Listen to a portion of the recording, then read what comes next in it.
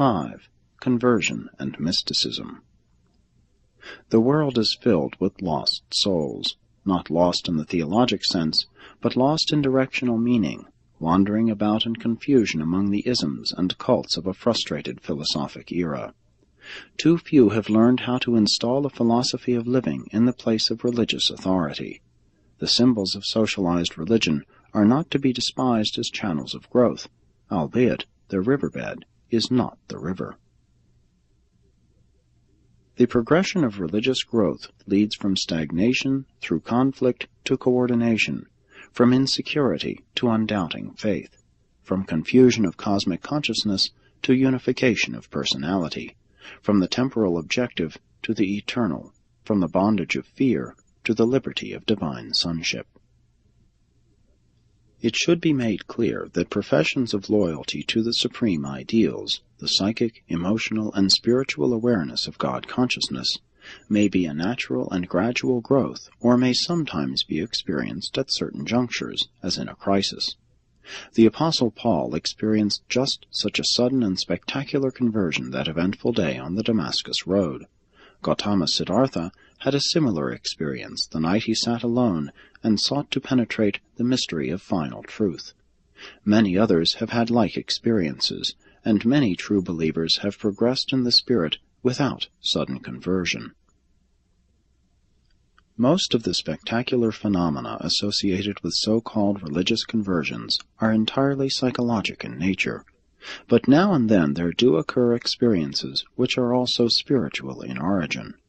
When the mental mobilization is absolutely total on any level of the psychic upreach toward spirit attainment, when there exists perfection of the human motivation of loyalties to the divine idea, then there very often occurs a sudden downgrasp of the indwelling spirit to synchronize with the concentrated and consecrated purpose of the superconscious mind of the believing mortal.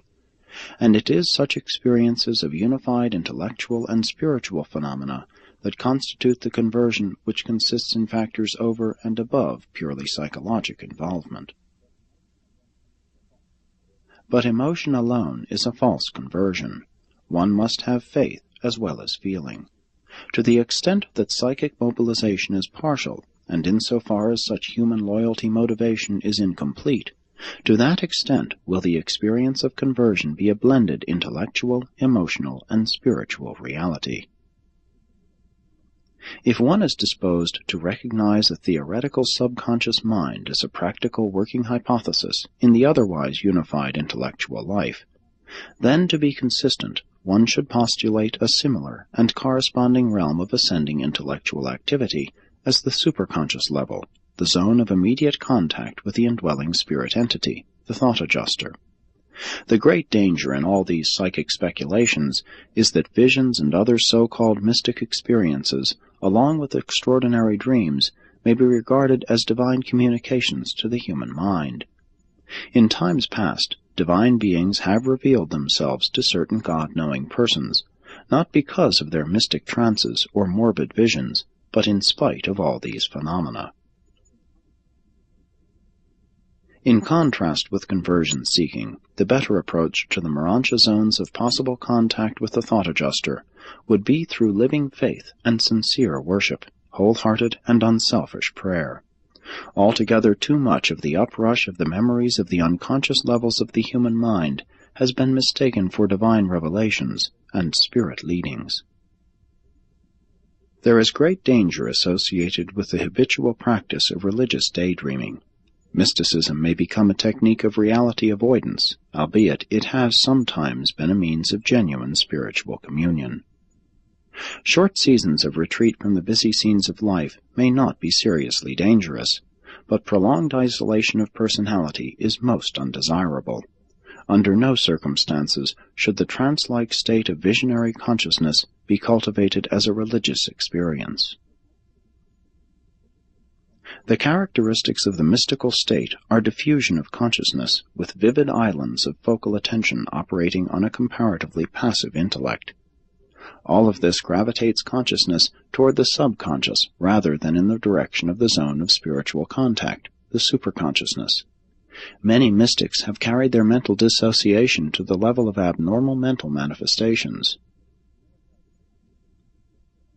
The more healthful attitude of spiritual meditation is to be found in reflective worship and in the prayer of thanksgiving.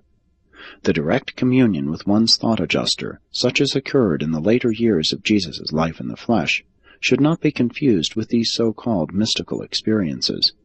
The factors which contribute to the initiation of mystic communion are indicative of the danger of such psychic states. The mystic status is favored by such things as physical fatigue, fasting, psychic dissociation, profound aesthetic experiences, vivid sex impulses, fear, anxiety, rage, and wild dancing. Much of the material arising as a result of such preliminary preparation has its origin in the subconscious mind.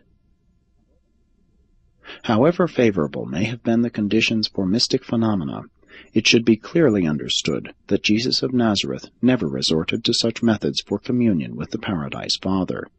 Jesus had no subconscious delusions or superconscious illusions.